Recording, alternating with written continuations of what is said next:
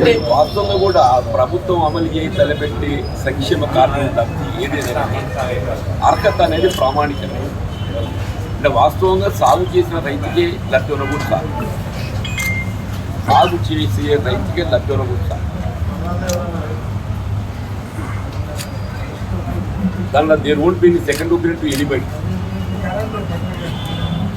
వాస్తవంగా పెట్టుబడి సమకూర్పు అనేది ఏంటి? సాగుకు పెట్టుబడి సమకూర్పు. మరి అట్లా సాగు చేయడానికి పెట్టుబడి ఎందుకు చేయాలి? సాగుకు పెట్టుబడి సమకూర్పు అని చెప్పారంటే సాగు చేసినోడికి ఇవ్వాలి. ఇప్పుడు గుట్టలకు పుట్టలకు రోడ్లకు లేఅవుట్లకు అంటే నిజంగా సర్కార్ సొమ్ము అంటే ఏడికెళ్ళి వస్తుంది? నిన్న ఆయన ఎవరు కేసీఆర్ గారు ఇచ్చిన వాళ్ళు రేవంత్ రెడ్డి గారు ఎక్కడికి ఇస్తున్నాయి? ఇది ప్రజలు ఏది ఇస్తుందో పన్నుల రూపైనా ప్రభుత్వాన్ని చెల్లిస్తున్నటువంటి ఒక వనరులు ఎక్కడికి వెళ్ళి వస్తున్నాయి? ప్రజలు ఏది ఇస్తుందో పన్నుల రూపైనా ప్రభుత్వాన్ని చెల్లిస్తుంది. నువ్వు చేసి అప్పు కూడా పైసా ప్రజలే మళ్ళీ దాన్ని చెల్లించే భారం ప్రజలపై ఉంటుంది. అటువంటిప్పుడు దానికి అర్హత అనేది ప్రామాణికం ఉండాలి కదా. ఏ ప్రామాణికం లేకుంటే ఏది ఉన్నదో నువ్వు వ్యవసాయం సాగుకు సంబంధం లేకుండా గుట్టలు పుట్టలకు లేఅవుట్లకు సాగు యోగ్యంలో లేని భూములకు కూడా మేము కల్పిస్తాము అని చెప్పారంటే ఇదేనా అసలు నీకు? ఎంత చూసినాం కదా. Definitely there must be some ఏదో ఒక విధమైనటువంటి ఒక కొలత పత్రాలు ఉండాలంటున్నా. తప్పకుండా ఒక కొలత పత్రం ఉండాలని చెప్పి అంటున్నాయి. ఇవాళ కేంద్ర ప్రభుత్వం ఉన్నది ఉదాహరణకు. వాళ్ళు ఏం చేస్తుందో ఒక రైతుకు 6,000 ఇస్తున్నారు. కబద్దాన్ని కూడా ఇస్తలేరు వాళ్ళు. రైతుకు ఏదైతే ఉందో ఆయనకి ఎన్ని ఎకరాలు 6,000 ఇస్తున్నారు. ఇక్కడ మనం ఇంకా అట్లా కాదు. రాష్ట్ర ప్రభుత్వం ఎకరానికి 7,500 రూపాయలు ఇస్తున్నాం మనం. అంటే కేంద్ర ప్రభుత్వం ఇచ్చేది ఒక ఎకరానికి ఇచ్చే అటువంటి ఒక పెట్టుబడి కూడా సరిపోదు.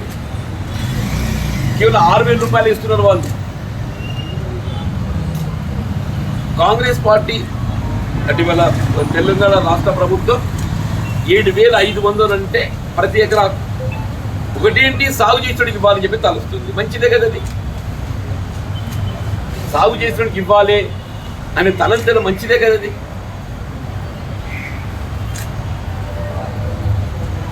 అసలు కేంద్ర ప్రభుత్వం ఉన్నదే. ఇప్పుడు అదే పెద్ద అంబానీ అదాని లాంటి వారికి ఏదైతుందో లక్షల కోట్లు వాళ్ళకు వెసులుబాటు కల్పించింది, రుణమాఫీ చేసింది. 16 lakh crore 16 లక్షల కోట్ల వాళ్ళకు రాయితీ కల్పించింది దేశంలోని బడా పెట్టుబడిదారులకు. సాధారణ రైతాంగానికి ఏదైతుందో అంత కొడితే 4 కోట్ల కంటే ఎక్కువ కాదు, 4 లక్షల కోట్ల కంటే ఎక్కువ కాదు అంత కొడుతూ. మనం ఒకసారి మన పార్లమెంట్ ఎన్నికల ఫలితాలు మనం గమనిస్తే